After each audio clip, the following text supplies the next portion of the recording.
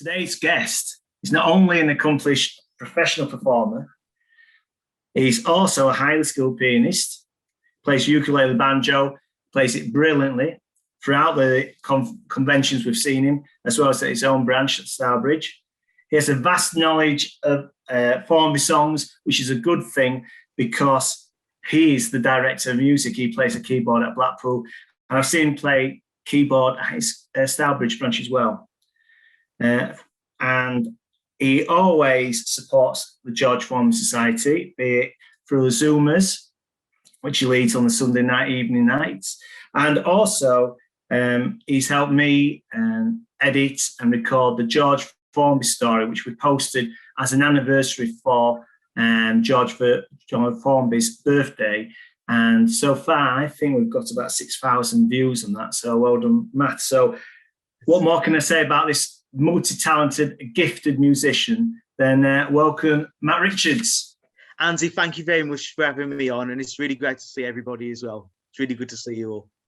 Great, yeah, it's great to try and get back to a bit more normality. Yeah.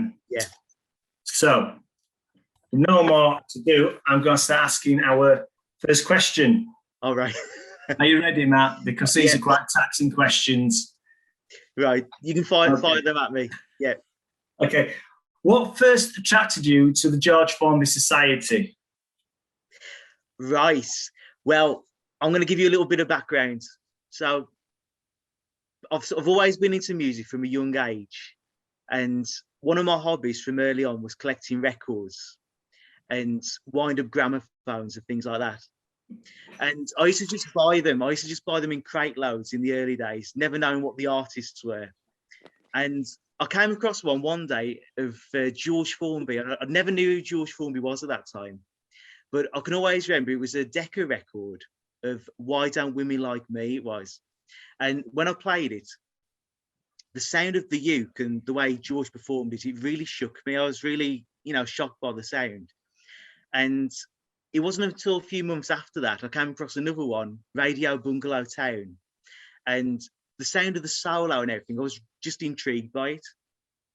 But some of you might remember as well, there was a chap who came with me to the first convention called Matthew, and he was a friend of mine from school who went through school together all through the years, and he bought himself a record player and came across some George Formby records as well.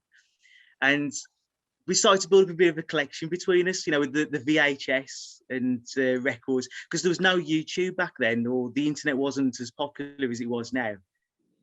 So we did that for a few years, and then we saw advertised in Wolverhampton at the Wolverhampton Grand Theatre, Alan Randall was performing George Formby, and we decided to go along to this, and we thought it was just brilliant. And then backstage, we met up with Alan Randall, and he says, do you know there's actual branch meetings of George Formby, there's local meetups? And we hadn't got a clue of that. And he literally pulled out a diary and had Malcolm Palmer's number, Malcolm Palmer, the Stourbridge branch of the George Formby Society. And that's how we was introduced to the branch meetings. And then we discovered Blackpool then. And we bought ourselves a couple of ukuleles off eBay. We had no idea what the best sort of ukes were. I ended up with a John Gray for £30, and I've still got that. But yeah, I ended up buying this John Gray and turning up to Blackpool, and I can always remember it was Dennis Taylor who introduced us to Blackpool, and he says, what sort of ukes have you two got? And I showed him this John Gray, and he says, you're looking in the right direction. So that's how I got to know the George Formby Society, and that's how it started it all. And I haven't missed a convention since then. Well, so how many years do you think you've been to the convention now? It was winter 2003. That's when I first went to Blackpool. Wow. And you said about I thought you were going to say the first record you played was Sally the Salvage Queen. And not answer. I know that's a certain favourite, isn't it? It is, yeah. What was when you say you met Alan Randall? What was he like when you met him, Matthew? He was a fantastic guy, really down to earth. I mean, we were just young lads at the time, me and Matthew, and literally backstage, we met up with him, and he gave us so much information, you know, about like the local meetings. But I was just really shocked that he had Malcolm's number on him. Okay, so it's just down to earth. That's, you know, really down to earth guy. Yeah, really down to earth. Wow, it's, you know, it's surprising these people. You hear stories from the GFS in the history, like Dennis Taylor and Alan, and you don't know what they're like because perhaps they're not here anymore. But it's interesting. Keep saying that they were down to earth and friendly. That signposted you to the, you know, GFS, the conventions, looked after you. Now that's great. Next question, Matthew, is explain how you became the George Foreman Society Director of Music, and what's the biggest challenge when you're actually playing on stage? Well, I've got to cast my mind back now to 2006. It was around that time, and there was a few keyboardists who were playing at that time. There was some very talented ones, including Chris Waitman, Dean Spencer, who's still with us, of course, who plays, Dickie Speak, and Mark Walsh. There was around about 4 of us at the time. But of course, not everybody could make the convention all at once. So it was Dennis Taylor, actually. He actually announced, says, can anybody else play the keyboard? And I went up, I said, I can play. And he says, well, we're going to give you a trial run. And I mean, I was brainwashed with all the Formby songs at that point, you know, I just loved it. So they gave me a trial run, and I used to help out in the band then, just off and on. But a few years after that, Dickie Speak retired, and Jerry approached me, our president, and says, would you like to become musical director? And I accepted that, and that's how I've become it. And it's great. But as for challenges, I wouldn't say there's challenges as such. I mean, I just class it as fun, really. You know, I mean, you know, I know all the songs, you know, brainwashed with them. But if there's a song I don't know, you sort of busk along, you know what I mean? And sort of in my mind, I'm sort of imagining what the next chord's going to be, you know, sort of try and predict it. But it's just great fun. It's just great fun doing it. It's interesting when you say just busk along. That's what Peter does often when he's playing with me. He just makes it up. He can't hear us. He will when he watches it back. He watches it back. It's funny because we, one of the thrashers, when you've done so much playing on the uke, you do tend to get those. You can probably work out the next couple of chords, even though they might not be correct. You can predict it, can't you? Yeah. So, and what's the most common song you've been asked to play on the stage at Blackpool? Not Sally the Salvage, unfortunately. But some of the common ones, say on the Wigan Boat Express, and Our Sergeant Major is another popular one, and Grandad's Flatland Nightshirt. Besides all the window cleaner and lampposts, those couple of some really popular ones. Yeah. Crikey! All right. So you've been director of music for just over 16 years, and I think it must make your parents really proud that you're still doing it, and everyone appreciates all your efforts on that stage during the weekend. They've got no choice. They've been converted, I'm afraid. You know, they've. I mean, before I moved out, you know, they were sort of hearing the uke all the time, and you know, Formby stuff. So, but they love it as well now. You know, absolutely love it. Excellent. It's a bit like, it's funny, like, you know, I know how they feel because Stephen Cassidy knows all the lyrics to some of the songs when I've practiced now. So it's funny how it spreads and grows. So the next question, Matt, and this is really a good question because I always think being a member of the GFS, we don't need, you know, 10, 20 different ukes, just one or two ukes will suffice. How many uke, please, Jonathan, how many ukes and banjos have you actually got? And apart from your gold Ludwig crown, which uke or ukes could you never, ever sell? Oh, blooming hell, how many have I got in total? Too many. There's over, just thinking offhand, there's over 40, literally. And I mean, I know straight off there's 5 Abbots. There's 8 Ludwigs, that's include like the Wendell Halls, and there's 5 Gibsons. But I mean, besides like the wooden ukes, as well as some Gibsons and Martins, and various other banjo ukes, Cartwrights, and things like that. But there's well over 40. Can't play them all at once, though. You know what I mean? No. There is several I wouldn't part with. I mean, in my opinion, I mean, my favourite, if I had to choose one out of all of them, the Gold Ludwig would be the ultimate one for me, if I had to sell everything. But saying that, there's several which have sentimental reasons. I've got an Abbott that was left to me by a good friend of mine called Bob Elwell. And he was a member of the society, but he hadn't been to Blackpool for many years. And he left me this Abbott, and he was a very good friend of mine. And I'll cherish that uke, that one. It's a great uke, an Abbott. The other ones I wouldn't part with would be the John Gray that I started with. And that was, I've still got it. It still plays. That was done up as well in the early days by a chap called Tony Dean, who goes to the Stourbridge branch. She sort of gave some advice and lowered the bridge and everything. So I had no idea about that in the early days. And another one I'd keep is a Fred Stevenson uke, and that was the first best uke, or I should say most playable one that I ended up with. Yeah, the Fred Stevenson one. Well, Fred Stevenson, is that like with the crowns or the Ludwig? Oh, no, this is just like a plain Wendell Hall style one, yeah. It's amazing. He said 40 ukes. I've never met anyone with that many ukes at all. Not even Peter Pard and Eddie Utley. Too many of the blooming things, you know what I mean? Yeah, they do. Yeah, they do. They do. You still have a massive collection. Barring your Abbotts, have you got a pre-war Abbott, or are they, Abbott Juniors, post-war? So far at the moment, they're all the juniors I've got at the moment. Yeah.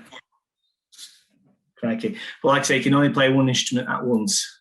Yeah, that's right. Okay, thanks, Matt. Wow. What uke players influenced you when you were playing? Oh wow, there's loads. So I mean, first off, we can't forget George Formby, can we? No. He's the one of the major influences. But it's amazing actually with technology that we've got now with YouTube, because I mean, when I started, it would have been like in the early 2000s, mid 2000s time. There was no YouTube then, so the only way you got to learn the split stroke and thing was by listening yourself. In the society, the split stroke was like a magic trick, a secret trick, and you sort of had to fend for yourself a lot of the time, really, to discover it. And I used to just, get brainwashed with the records, play them. But George Formby, I say, is a great influence. The chap who I mentioned who passed away, Bob Elwell, was a major influence on me, and I wish he attended Blackpool actually in the later years. He played in a really unique style, and I've never heard anybody since play the banjo uke in such a way.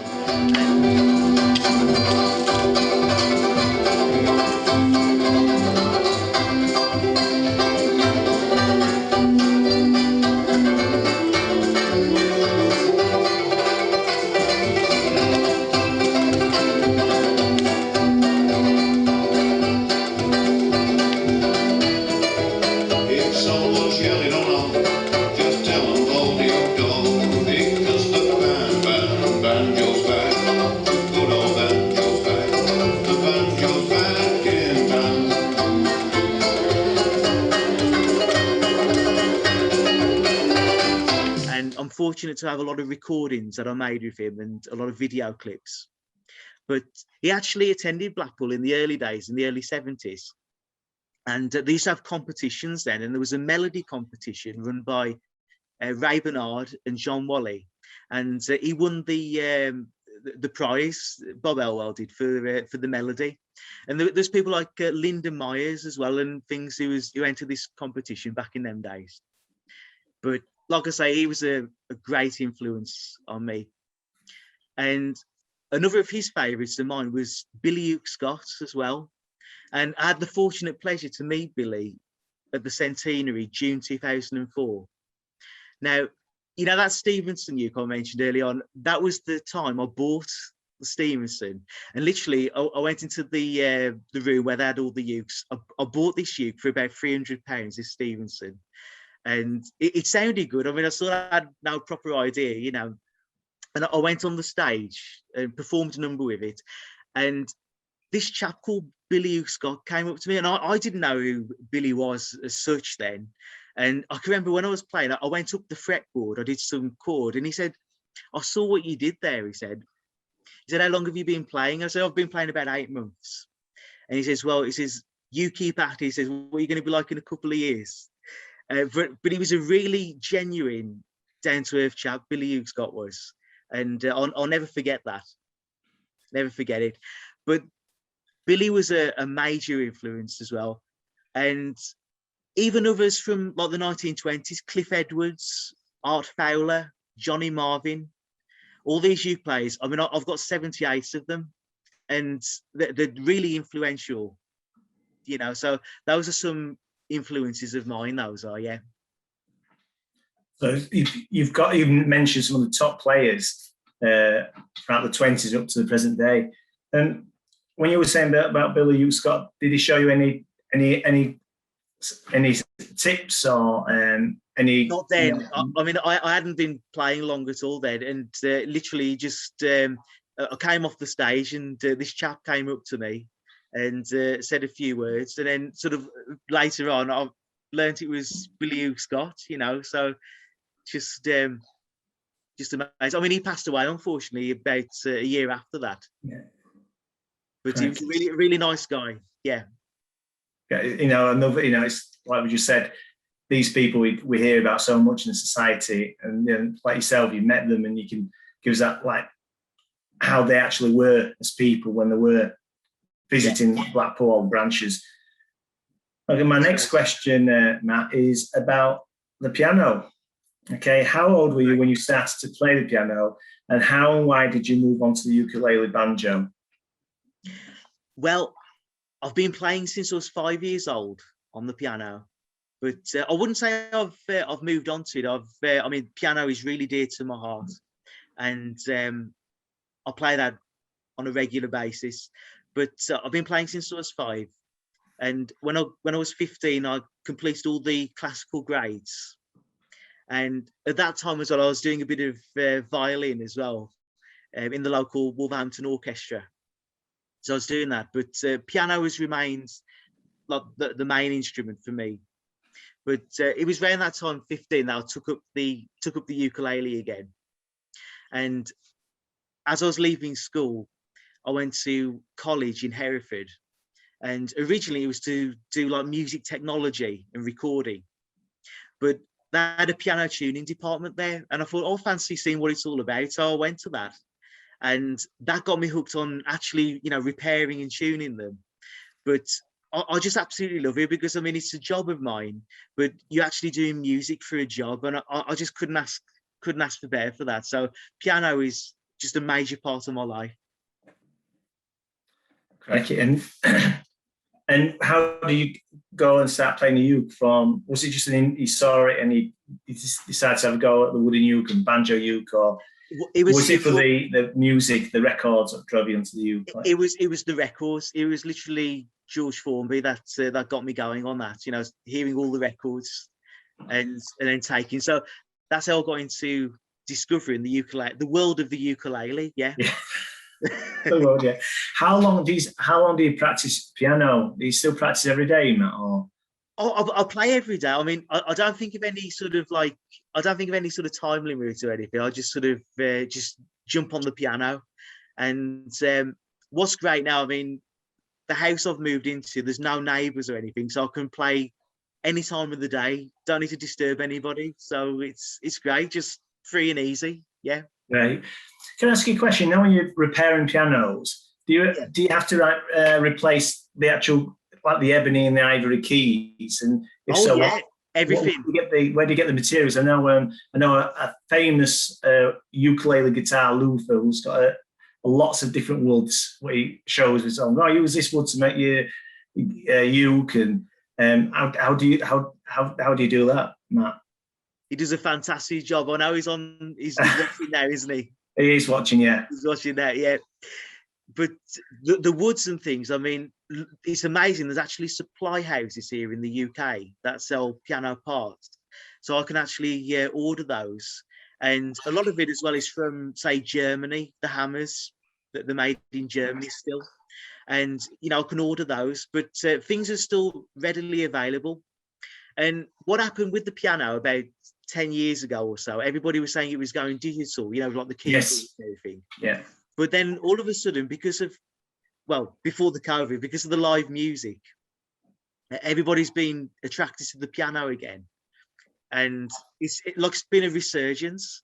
So everyone's getting the original pianos. And I mean, I can't complain about that, you know, but it's great. It's really great to see. Crikey. And what sort have you worked on any prestigious pianos, you know, owned by famous people or professionals? Oh goodness, there's quite a few. I mean, I tune everything from brand new Steinways to some really antique instruments. I mean, the festival, say recently there was Deacon Blue that were played. So I've tuned for, you know, people like that. And then the opposite end of the spectrum, Chaz and Dave as well. When they were still, so I've done Chaz and Dave, and there's just so many different people I've done for. But the pianos, I mean, there's a lot of institutions here, the grammar schools who've got these big 9-foot Steinways, and then there's stately homes who have antique instruments. So you see opposite end of the spectrum, really high quality pianos, and I get to play them. Yeah, get to tune and play them. Yes, and play them. You know, close and personal. Yeah.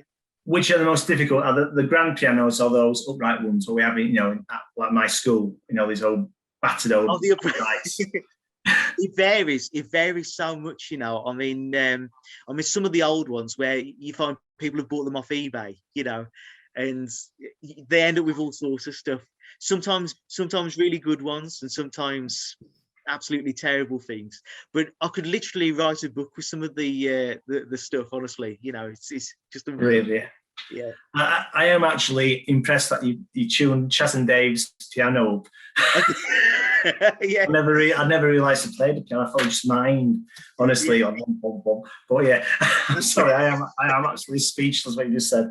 Yeah. So, do you have pitch perfect hearing, or was this something that you've had to you know, work on, or did you have that when you were, as soon as you were born, when you realised, you know, when you got into music when you were about 5? Yeah, well, I'll tell you, I'm fortunate to be blessed with this gift called perfect pitch, and the only way I can describe it is a sense. It's something I don't think about at all. So, for example, if you see the colour blue, you know immediately it's the colour blue, don't you? And there's no thought involved. It's just, say, if I hear a pitch like a note, I go, that's A flat, or that's a B flat, and it's literally always been there as far back as I can remember. I can also, but when I started piano at the age of 5 and I had the first piano lesson, this is a mystery to me, but the teacher said, what note is this? And she made me look away from the keyboard, and I went, oh, that's an F sharp. And she goes, how do you know that's an F sharp? I mean, I didn't know the names of notes or anything at that time, but I really don't know where that's, you know, where it's come from. But one of my party pieces is people, you know, tinking a wine glass or things like that, and sort of saying what note it is. But it's literally become a valuable skill for me. I mean, say, for example, at Blackpool on the stage, and people say, I'm going to be playing Chinese Laundry Blues in the key of D. And they're not in D, they're in, say, G or something. Or sometimes the U could be in a completely different key. I'm listening out to the slightest strum, and I think, oh, them in D flat or them in E. And it's literally a sense. You know, I don't think about it at all.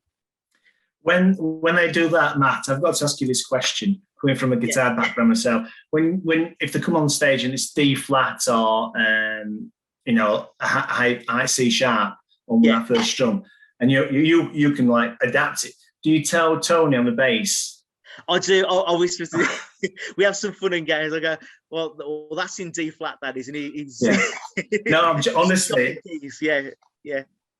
Crikey, it must be, yeah. And do you get nervous about that, or do you just go with it because of your skill? You know. I literally just go for it. It's just it's something I do without thinking about. It's Yeah. just natural. Yeah. Okay. One thing I purchased myself the really great backing tracks. What made you start producing your discs and your tuition DVDs, which is available from the GFS shop, as well as your backing tracks? How did it start off, you mean? Yes. Yeah. Well, it all started off when me and the other Matthew, we used to do gigs and things like that, and we were still at school at the time. And back then, of course, there was no internet like we know now. So I just made them for my enjoyment originally. They were just for, something to use. And I knocked them out on the keyboard. And we were using them. And I can always remember, in the early days, it was on cassette tape at our local branch meeting. I can remember doing them on a, TDK cassette or something, and doing them on that. But then it went on to mini discs, and at Blackpool, I brought one along. I performed a number with one, and somebody came up to me and says, "Oh, what backings that you're using?" And I said, "Oh, made it." And they said, "Oh, can you do me some?" So I ended up doing some backings, and that's how it started. Literally just word of mouth. And I'm still knocking them out. Yeah. So you mentioned about your background from listening to 78 and being able to adapt on stage if uke's are slightly out of tune. But what is actually your favourite backing song do you like performing at Blackpool? What, me personally playing, do you mean? Yeah. Yeah, for the backing. Oh, for the backing. Yeah. Oh, gosh, I know every time I ask you for Pardon Me or Sell the Salvage Queen, you say, "Oh, yeah, that's a rare one. That's one of my favourites." I think you just polite on that, to be honest. I love the rare songs, the songs that don't get played.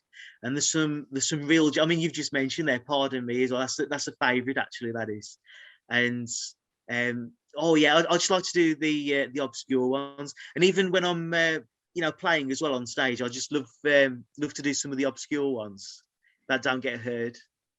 But that one, Pardon Me, is a good one. And another one I like to do as well is let's see, it's the Sentimental Lou as well, which is a nice one. That doesn't get done. Sentimental Lou. Yeah. Okay. Have you got one what you really do not like playing? Oh, I don't know really as such. One I don't like. That's a tricky one, that is. Not really, actually. I love them all, to be honest, Andy. Yeah, absolutely love them all. I couldn't name one. Oh, very, very, very diplomatic there, Matt. Yeah. Okay, you've been involved. The Mad March Hare. Mad March Hare. I'll say the Mad March Hare. Yeah. I'll write this down. Mad March, not to ever perform at Blackpool. That's one I will not learn. And out of all of them, that's the one that's come to mind. Yeah. Okay. Your Zoom videos and you work on the GFS story, which we mentioned earlier before the meeting, has brought the GFS to national and regional attention. With life returned to normal, Matthew, how do you see the different technologies like Zoom being used in the GFS? Oh yeah, the technology has helped us a lot in without the meetings in Blackpool, hasn't it? Because we weren't meeting up at all, the Zoom has sort of got us through that and has actually introduced new members to the society. And I think it can still be used, but not actually take away the meeting at Blackpool, because that's the main thing, isn't it? Everybody meeting up. And one of the things, I suppose, in the future, we could say live stream a convention. That would be good, wouldn't it? But only for members only. But we don't want to take away the main meeting at Blackpool. But the Zoom meetings have really they've really got members from abroad. People from the US started, and we've just been literally trying to raise the flag, haven't we? Really, we've been trying to just raise the flag for Formby. I mean, I know, like during the lockdown, we did the videos, didn't we? The window cleaner and lamppost. Blackpool Rockers as well, don't we? Yeah, that's it. That's right. But I'll tell you, I mean, it's been a challenge for me actually, because I don't know if a lot of you know, but I mean, I have a sight problem. I'm registered blind now. Right. And since I was born with a condition called folds in the retina. And if you imagine you've got your retina, it's like a vertical line going all the way down. And I was born with this, but I think the videos turned out nice again anyway. That's it. You know, the Formby story and stuff. Yeah. But now, I mean, you know, technology is an amazing thing. I mean, it helps me and it helps everybody, doesn't it? Really does. I mean, the Formby story, which you contributed and you did all the work editing it, that was really amazing for his birthday. And like I say, I think it got about 6,000 views worldwide. So, you know, like the work you've done on the Zoomers and those video clips on being shown on national telly, and those, you know, the bits you've done on Zoom, it just makes a big difference to our society. So thank you, Matthew, for your help. No, it's a pleasure. And literally, I mean, it's just enjoyable doing it all. And without the contribution to the members as well, it's just been absolutely valuable. It really has. Yeah. Okay. The next question. It's a bit of a toughy one. Right. What's that? Okay. You ready? What do you believe are the biggest challenges the George Formby Society faces? And in your opinion, how can we overcome these? Yeah, it's getting new members involved and getting people interested. And I think, say, local youth clubs to promote George Formby would be a great idea. I mean, we've got a fantastic website as well at the moment, and social media. And I think to push the social media aspect and online, because the internet is one of the big things now, isn't it? So using the internet to promote George Formby as much as we can. And as I said, just as well with the online streaming as well, could be a possibility to encourage people to come to the main Blackpool meeting, because that's the goal at the end of the day, isn't it? Everybody meet up and just get on that stage and have a fantastic time. What role do you think the branches have to play in this, Matt? Oh, do you know, I think the branch meetings have been a really valuable asset to the society. I mean, for example, with me, I would have not known about the society if it wasn't for the local branch meetings. And I always think of them like stepping stones. So, you know, members get to know about George Formby, they go to the branch meeting, and then they go to the next step, which is Blackpool. And they're just absolutely a valuable asset to the society to keep going. I mean, I've just noticed on the screen, we've got Dennis, Kevin and Kathy and Peter, your mum, I'm just looking around now, and myself, all run branches or help run branches, and Daz, I know he helps out as well. I'm sure other people do, so forgive me, Ray, forgive me if I'm not mentioning name, but Jeffrey. I think they are like the heroes of the society. They do the branches 12 times a year, and we've got Blackpool as well. And when you were saying about technologies, do you think, you know, the GFS should look at things like Twitter and Instagram? Yeah, I do actually. I think social media, Twitter, Instagram, and just thinking of ways to promote the society, you know, either with content like videos and keep sharing it basically. But also when we get back to real life, the youth clubs, which are really popular as well, get people involved and know about George Formby. Yeah. Okay, that's great. Thank you. This is probably the toughest question, Matthew, I've got. It's the last question. Okay. Yeah, it's not about you youths, although I've recorded all the youths you've told me about already, so I know how many you've got. Okay, here's the big one. If you had to choose between either piano or ukulele, which instrument would you choose? If you had to choose one. Have I got to choose one? Yeah, you can't choose two. Oh, damn. In fact, let's make it a bit harder. Ukulele, banjo, or the piano. Two extremes. That's two extremes. Do you know, I would have to say, if I had to pick one, it would be the piano. And that is because of the amount of different music I could play on it. And it's my main instrument, the piano. So, yeah, I would pick the piano. Yeah, I mean, that's really tricky choice, that is. It is, but I think, that's one regret I've never been able to. I was bought a keyboard when I was a few years old, and I never ever tried to learn it. It just stood in the corner. Do you know, we're always on the lookout for keyboardists, Do you know that? So, Andy, you're more than welcome. Yeah, no, I just managed 4 strings. Okay. But honestly, if anybody's out there who fancies, coming to have a go on the keyboard, they're more than welcome to. Seriously. Can we come over and have a go on the ukulele collection? Yeah, but some Ludwigs. Honestly, if you're passing, you're more than welcome. Honestly, okay. Passing, seriously. We'll put on Facebook. Anyone round Stourbridge can call in at Matt's new house and try all his roots out. That's it, isn't it? But no, honestly, seriously, people are welcome. I mean it. I think some of us were reminded when Matthew were talking. I remember his friend, and I'm sure Dennis Lee probably will, coming along, and they were both immensely talented right from the beginning. And I don't know what happened to his friend, but I'm so thankful for everybody in society that Matt stuck with us and has risen to such heights as he has, and he's such a lovely lad. Everybody thinks well of him. I think every lady in society would like to have him as a son. Our boyfriend. It's such a lovely, and his mum and dad, the whole family. We don't see Jonathan anymore, but they were all lovely people, and society through them were lovely. I just wanted to say that. It's a pleasure to know you, Matthew. I'll tell you something though. The ukulele has brought so much, hasn't it? Really. I mean, I wouldn't be speaking to you all now, would I?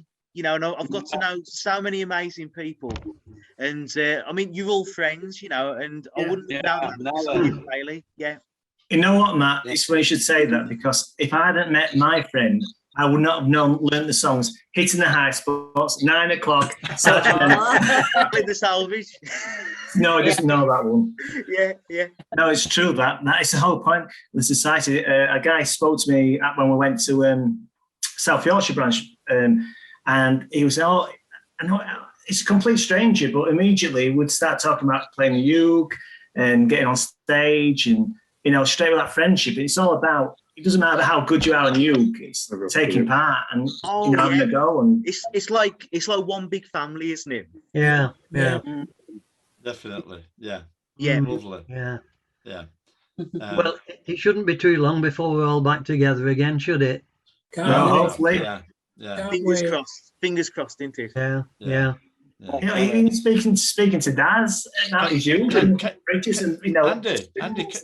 you think I could ask a question? I'm not going to ask Matthew. I'd like to ask his mum, actually, what she thinks from Matthew joining, and obviously his mum and dad joined, and Jonathan. How do you feel about Matthew's rise through everybody? Is so well known now within the society and outside the society. You must be very, very proud, obviously. She thinks I'm a plonker. Extremely. I must admit, when Matt went with the other Matthew and his parents the first couple of times, I didn't really fancy going, to be truthful. And then when we did go, it was the centenary. And I was amazed at how friendly everybody was, and it was such a great evening that we've gone ever since. We've never missed. One of them. No, never missed a convention, have we? And we're so proud to see Matthew up there as well. Will you be going on stage next Blackpool convention? No. No, I think everybody puts the fingers in their ears when I go on. Come on, Chris. Hillbilly Willie, Chris. Last time I went on, I took Matthew with me so that we could get a good applause. Well, that's why Peter takes me on stage to get applause. We're going to stand for that, please. I'm lost for words. Never. Yeah. That's right. Okay, right. I'm just getting running out of time now, so I'm going to end the meeting, guys. So Okay. Thank you very much. Thank you, guys. Cheers, Andy. Cheers, Peter. Thank you. Cheers, everyone. Thank you, Jonathan. Thank you, Jonathan. Thank you, Andy. Bless everybody. Don't forget to practice Mad March Her. Yeah. That's our new song for that. Yeah, we can do that with Andy, yeah. Yeah, we're going to do it at Blackpool. Which book is it in? We'll all be playing that at Blackpool next time. We'll be playing that. Get the costume. Get the costumes out. Yeah, get the costumes out. March, get them open, March. See you later. Take care. Bless all. Bye-bye for now. Bye-bye. Bye-bye. Bye-bye. Well, I just can't remember the last time I worked. I could blush with repentance and shame when I think of the years that I spent on the dole. Well, I can't bear the sound of me name, but I'm going to reform and I'm looking around for a job that I think I can do. I just work like a horse and have no more remorse. There'll be no need for me to feel blue, because I went to the races not long ago and watched every jockey that won. He just sat on his horse while he covered the course, and he got 50 quid when he done. Now if I understood horses and knew how to ride and work off a bit of me fat, if I was head stableman to the great Aga Khan, I could make a good living, make a good living, make a good living, not that. Now Mabel was an able girl and she was very small, even learned to speak Latin, French and Greek, but there is a little word she never can recall.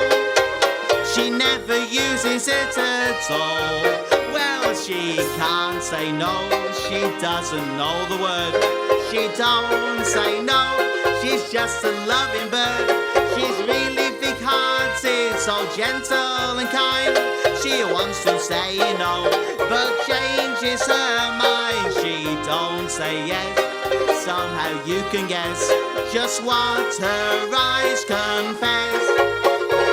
She works in an office, her boss makes her wait. Her eyes have got circles through working too late. Well, I'm sure someday she'll give her heart away. It seems that she can't say no. Believe it or not, believe it or not, I know they say I'm deaf. Well, she then called me her sheep and bit me on the cheek.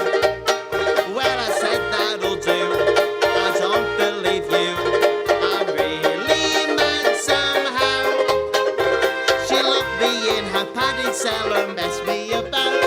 She hugged and kissed and squeezed me, I enjoyed it no doubt. Well, she ain't kissed me and I said, oh boy, as I say it out, I sure believe it now.